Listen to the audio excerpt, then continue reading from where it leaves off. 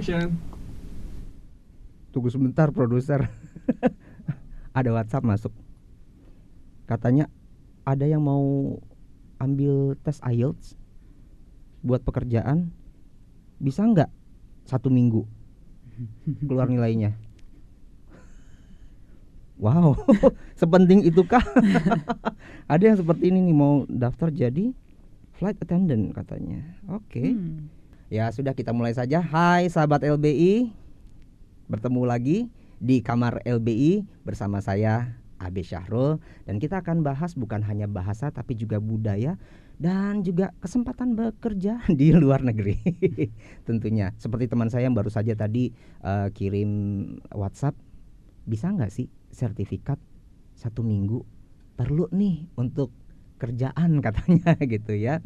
Dan bersama saya tentunya di kamar LBI ini saya tidak sendiri, saya akan bersama orang yang ahli dan berpengalaman di bidang kebahasaan dan pengajaran bahasa.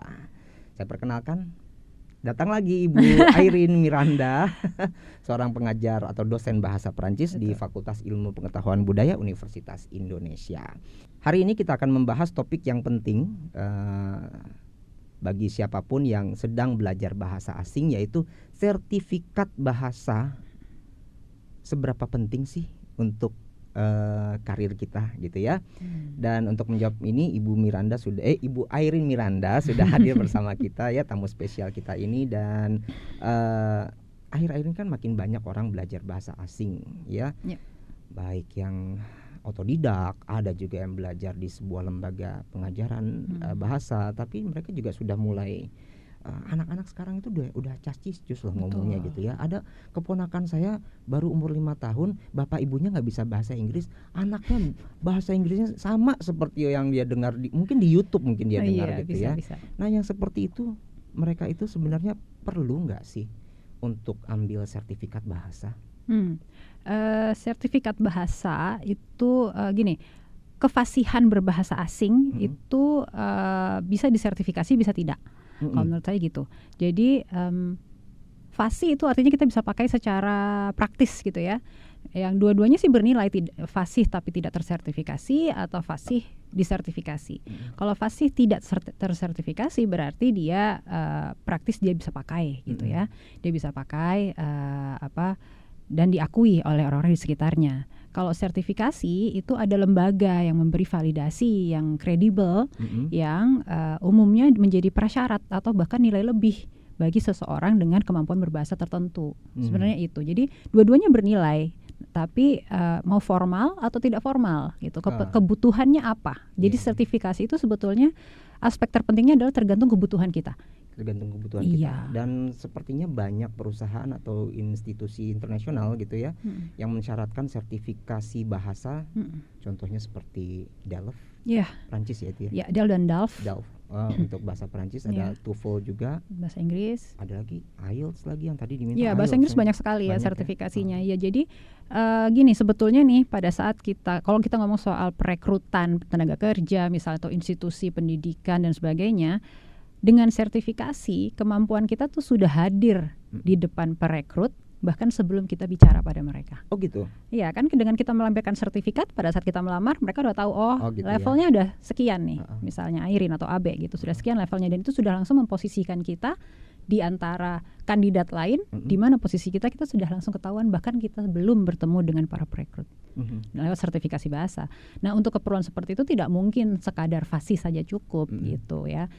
Praktis jadi kalau fasih tanpa tersertifikasi kemampuannya praktis, tapi informal. Tapi kalau yang tersertifikasi kemampuannya tentu saja praktis, dia pasti bisa menggunakannya dan mendapat validasi dari lembaga yang kredibel, sehingga itu yang bisa menjadi syarat kalau kita punya aspirasi jalan karir atau studi gitu. Jadi untuk mempermudah awal ketika mereka merekrut ya, itu pasti lewat sertifikasi itu lebih terpercaya. Pasti, bahkan disyaratkan kan, seringkali disyaratkan. Betul. Dan tentunya yang namanya sertifikat atau ijazah itu harus asli dan harus bisa ditunjukkan kepada masyarakat ya, terutama kepada perekrut kita. Betul. Gitu ya. Kalau perekrut kita sebuah institusi internasional pasti mereka minta. Perekrut kita orang Indonesia juga pasti minta itu ya. Iya. Enggak, kita nggak main politik kok. Kita ngobrol tentang bahasa dan budaya. Sebenarnya ada nggak sih perbedaan signifikan antara orang yang hanya bisa berbahasa asing secara fasih dengan yang tersertifikasi resmi itu?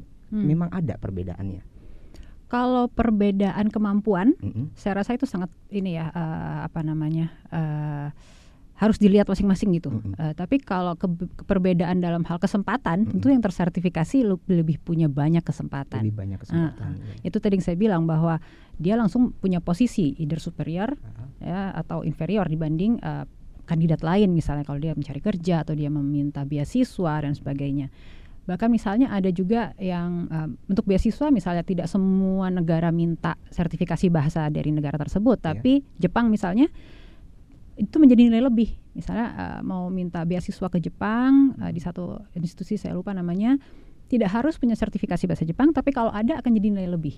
Gitu. Jadi di situ letaknya. Sebetulnya kalau penggunaannya hanya sehari-hari, tidak perlu yang bersifat institusional, tidak perlu yang bersifat pekerjaan formal, kita nggak perlu punya sertifikasi kalau menurut saya. Tapi kalau punya keinginan untuk maju karir, studi dan sebagainya, itu perlu sertifikasi. Walaupun sudah casciscus itu kita perlu sertifikasi untuk membuktikan di level mana gitu ya. Karena saya punya teman yang tadi ini yang saya tahu bahasanya udah casciscus gitu ya, tapi kok perusahaannya masih minta juga. Nah, mereka perlu tahu sampai level mana kemampuannya dan itu untuk membedakan atau untuk menyaring mana yang. Jadi sebenarnya tugasnya sertifikat itu kan dia jadi standarisasi nih.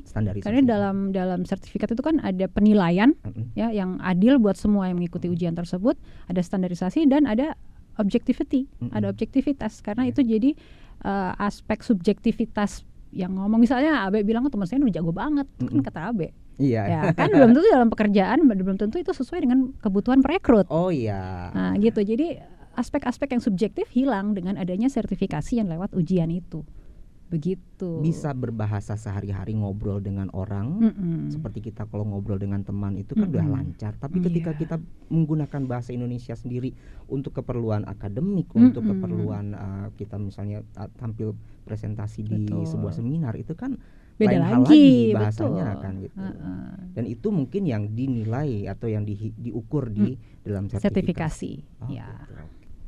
Jadi sertifikasi ini sebenarnya berlaku umum atau memang ini ada sertifikasi yang untuk akademik, ada yang untuk keperluan bisnis atau ada untuk keperluan misalnya untuk yang diplomasi misalnya gitu. Ada perbedaan-perbedaannya nggak sih? Ada. Gini. Sebetulnya yang menentukan sertifikasi apa yang dibutuhkan itu adalah yang mensyaratkannya. Oh gitu. Itu jadi pihak yang mensyaratkannya, misalnya kantornya atau pemberi beasiswanya atau pemerintahnya, itu yang mensyaratkan dia mau pakai sertifikasi yang mana.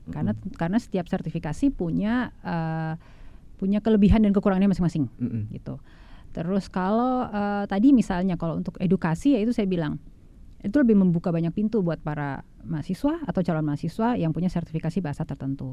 Kalau untuk di pekerjaan, diplomasi misalnya atau apapun gitu, atau commerce gitu ya, itu kan memberi kita bukan cuma kepercayaan diri ya, tapi penilaian yang baik dari orang yang bekerja bersama kita gitu. Jadi tanpa sertifikasi kadang-kadang kredibilitas kita itu dipertanyakan. Iya. Gitu. Tanpa sertifikasi, ada sertifikat aja kita masih dipertanyakan. Benar nggak sertifikatnya? Betul. Itu juga makanya harus mengambil sertifikat di tempat atau di lembaga yang bisa dipercaya, yang kredibel, yang terdaftar begitu. Iya, apalagi dan harus internasional juga. Internasional gitu. Kalau misalnya begitu kalau yang bahasa Inggris kita kenal ada TOEFL. Ada banyak, saya aja nggak hafal saking banyaknya. Ada macam-macam. ITP. IPT juga ada lagi gitu ya. Banyak sekali. Itu untuk kebutuhan yang berbeda-beda. Nah, tapi kalau untuk bahasa-bahasa lain di Eropa, apa sih bahasa yang sertifikasi apa aja yang bisa kita ambil? Jadi di negara Uni Eropa itu mereka punya CECR. Jadi mereka sudah menstandarisasi semua sertifikasi kemampuan berbahasa asing bagi kemampuan bahasa mereka bagi penutur asing di luar Uni Eropa. Jadi yang diuji itu adalah mendengar, membaca, bicara, menulis. Oh, menulis juga. Menulis. Jadi semua kemampuan itu, ada 4 kemampuan itu.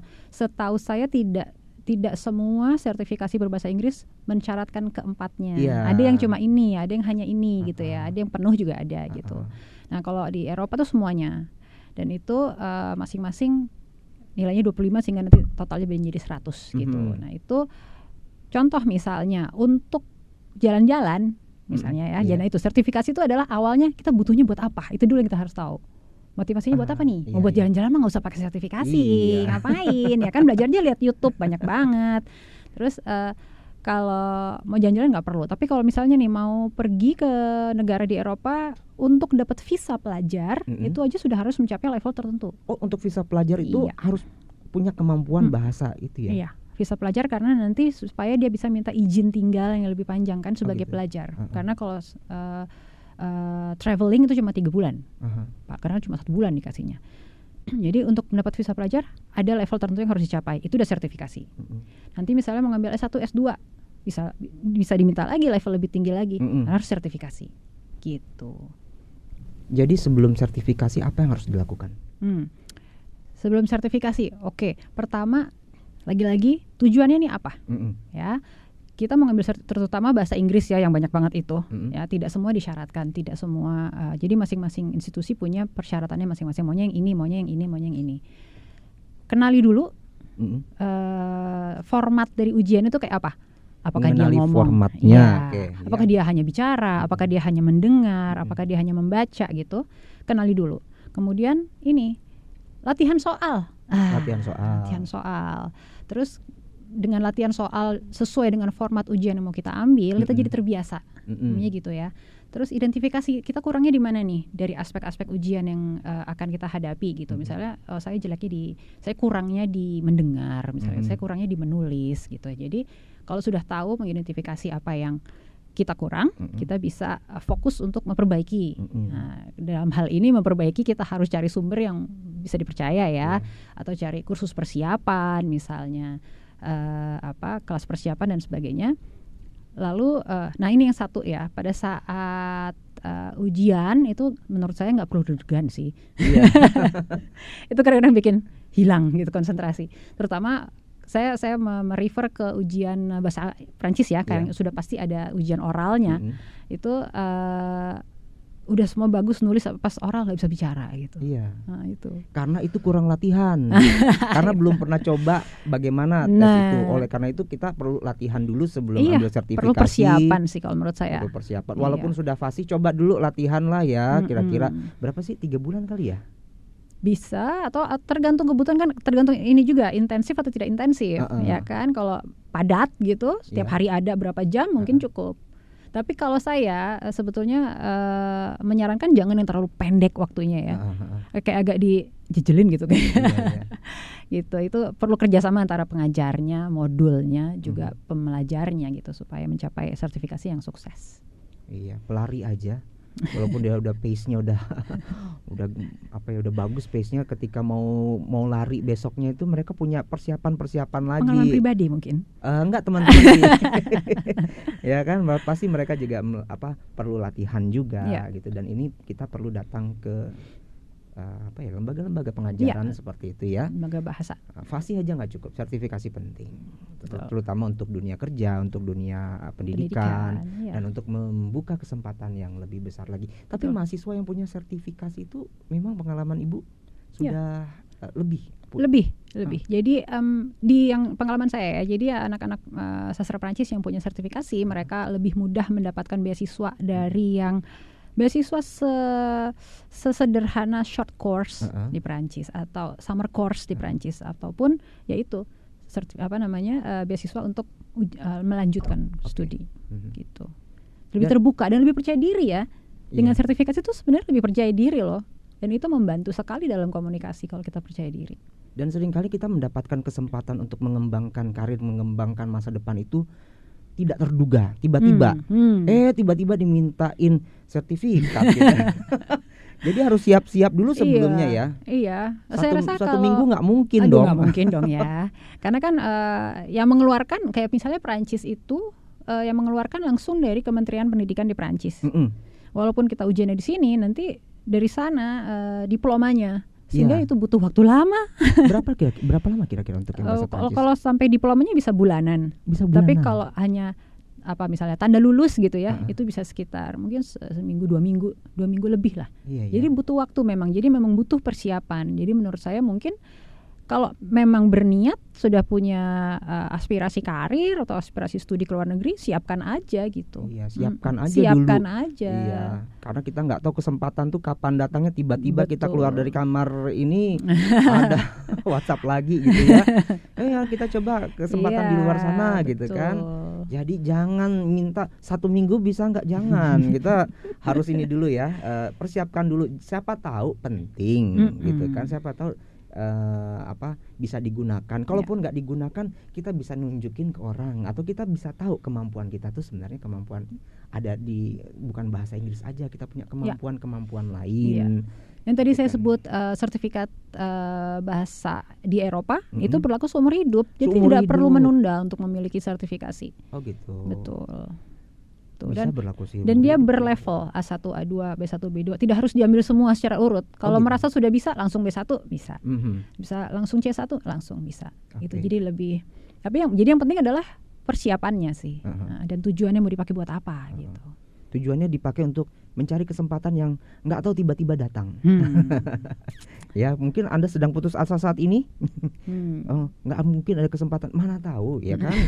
Kita nggak tahu besok atau nanti apa yang terjadi. Tapi ada yang mungkin selama ini berpendapat sertifikasi itu mahal gitu. Jadi ngapain saya ambil, rugi saya kalau ambil sertifikasi. Nanti aja deh kalau diperlukan gitu kan ya. Mungkin itu yang bikin jadi buru-buru ya. Iya, akhirnya itu minta seminggu. Nah, ini bagaimana cara seseorang menentukan apakah mereka perlu mengambilnya atau tidak perlu mengambilnya? Itu lagi tujuannya sih. Tujuannya mau dipakai apa nih kemampuan bahasa ini gitu. Kalau mahal tentu saja karena ada lembaga yang menyelenggarakan. Jadi tentu ada biaya untuk menyelenggarakan hal tersebut. Ada juri yang harus memeriksa pekerjaan kita. Ada kelompok yang menyiapkan soal-soalnya. Jadi tentu saja itu berbayar, ya kan? Tentu berbayar. Bahkan ada yang memerlukan kelas persiapan sehingga biayanya bisa lebih besar lagi. Tapi kalau kita punya aspirasi karir, kita memang melihat ini akan saya pakai untuk pergi ke sini, ini akan saya pakai untuk meningkatkan CV saya sehingga saya punya kemampuan bahasa Inggris dengan skor sekian, saya punya DELF berbahasa Prancis sekian dan sebagainya. Harusnya dianggap sebagai sebuah investasi ya. Iya, investasi. Ya kan? Karena itu akan dipakai dan diakui karena yang mengeluarkan juga lembaga yang kredibel gitu. Contohnya kalau bahasa Inggris kan bisa berlaku kurang lebih katanya sekitar 2 tahun ya. Ya kita nggak tahu dalam 2 tahun apa yang terjadi kan. Ya kan? 2 tahun itu cukup lama ya. Tapi kalau yang bahasa Inggris rata-rata puluhan juta. Belasan juta, enggak sampai harusnya ya. Enggak sampai segitu ya. Jadi kita nggak tahu kesempatan itu datang dan menghasilkan sesuatu yang lebih besar lagi ya. Betul. Nggak rugi deh kalau ambil sertifikasi. Kalau bahasa Prancis yang katanya cuma berlaku bisa berlaku seumur hidup. Kalau pengambilan ujiannya semuanya di bawah 2 juta. Di bawah 2 juta. Untuk biaya ujian ya. Kalau biaya kelas persiapan tergantung lembaganya ya tentu saja, atau mau belajar sendiri juga bisa, atau mau tutorial private juga bisa, tergantung semua. Tapi tidak terlalu mahal untuk kalau didengar angkanya memang mungkin rasanya mahal, tapi ketika kita bisa menggunakannya untuk sebuah kesempatan, bahwa itu bisa membuka banyak kesempatan yang luas, bisa kemanapun, ya sebetulnya itu modal. Anggap aja itu sebuah modal. Dan itu sebenarnya masih lebih murah daripada handphone yang sedang Anda pegang saat ini loh. Harga itu ya. Dan itu malah bisa mengembangkan kesempatan yang lain-lain kan gitu. Handphone yang kegigit dikit itu ya. Iya. Yang ada buah-buahannya itu. Pasti itu jauh lebih murah kalau kita mengambil sertifikasi. Enggak rugi intinya. Nggak rugi karena kalau ilmu sertifikasi itu nilainya berkembang. Pada saat kita mengeluarkan uang itu akan menjadi modal kita yang tidak akan hilang. Sementara kalau kita beli barang konsumtif itu lama-lama nilainya berkurang. Nah, gitu. Jadi tahu juga alasannya ya. Sekarang tadi kita dari hasil pembicaraan kita tahu juga alasannya kenapa jangan buru-buru ambil sertifikasi pas lagi mau butuh, karena Anda harus mendaftar dulu, enggak Anda sendirian yang datang terus langsung dites gitu ya. Dan yang mengeluarkan sertifikat itu bukan kadang bukan si penyelenggara ujian ya kan, bisa lagi lembaga lain yang di luar sana, bisa di luar negeri. Betul. Tidak semudah dan secepat itu. Mudah sih mengerjakannya mungkin bagi Anda yang fasih, tapi tidak secepat itu untuk menilainya. Betul. Ada proses panjang. segera aja ambil sekarang ya. Cari daftar di lembaga pengajaran bahasa itu ada gitu ya. Untuk mengembangkan kesempatan yang lain-lain bagi Anda. Karena kita nggak tahu kesempatan itu datang bisa mendadak. Betul. Ya. Malah katanya kesempatan nggak datang 2 kali. Aduh, dalam mendadak nggak 2 kali kita nggak punya sertifikat gimana ya. Jadi makin jelas kalau sertifikasi itu bukan sekadar selembar kertas ya. Ini membuka kesempatan banyak hal. Itu pengakuan atas kemampuan kita berbahasa asing tertentu oleh lembaga yang kredibel. Nah, itu makanya itu meletakkan kita di suatu posisi yang saya yakin superior dibanding orang yang tidak punya sertifikasi. Gitu. Dan untuk orang bekerja harus punya kemampuan komunikasi. Dan lebih lagi komunikasinya kalau dia bisa berbahasa yang asing, yang lain atau bahasa yang mayoritas digunakan di tempat tersebut. Betul. Gitu ya. Kalau bahasa Inggris saja udah biasa. Anak kecil sekarang juga udah bisa bahasa Inggris, ya kan? Tapi mereka juga perlu sertifikasi juga dong. Tambah lagi bahasa yang lain. Ya. Sebelum kita menutup nih Bu, ada nggak sebuah tips gitu ya yang lain lah untuk bagi mereka yang belum pernah ambil sertifikasi bahasa?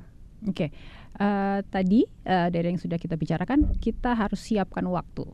Siapkan waktu tentu saja ya. Selain kita tahu mau ambil sertifikasi apa, di mana untuk apa, setelah menentukan tujuannya kita harus sediakan waktu cukup untuk persiapan. Dan untuk pengenalan ujian tersebut gitu. Dan ya itu, persiapkan juga bukan hanya kemampuan tapi juga mental untuk menghadapi ujian itu. Itu lebih sulit daripada mempersiapkan biaya sertifikasi. Mental itu betul. Udah makanya perlu waktu. Udah ada biayanya tapi begitu di depan penguji berbicara tiba-tiba hilang semuanya. Kan kalau dengan persiapan yang cukup biasanya kita lebih siap kan secara mental dan juga secara kemampuan untuk melewati ujian sertifikasi itu. Jadi itu ya pesannya ya dari Ibu ya. Persiapan, yang penting persiapan. Kalau biaya itu nggak seberapa. Investasi modal. Iya. Jadi terima kasih banyak Ibu Airin sama-sama sudah berbagi wawasan bagi kita, yang terutama bagi rekan-rekan atau sahabat LBI ya harusnya saya panggil ya. Sahabat LBI yang setiap hari punya keinginan untuk mengembangkan dirinya. Dan buat teman-teman pendengar, semoga obrolan ini bisa membantu Anda semua untuk menentukan langkah selanjutnya mau kemana nih. Karena tadi kata Ibu Airin, kita harus tentukan dulu langkah kita sebenarnya mau kemana. Oke, terima kasih. Sampai jumpa lagi di siniar Kamar LBI yang lain dengan tema yang lain. Tapi jangan lupa sebelum kita tutup, klik dulu dong, ada tombol-tombol yang ada di YouTube itu, selain tombol dislike, jangan yang dislike-nya ya, untuk membuat kami semakin bersemangat memberikan informasi, berbagi topik dan membahas topik tentang bahasa, budaya dan kesempatan yang lain yang ada di luar sana. Terima kasih, sampai jumpa.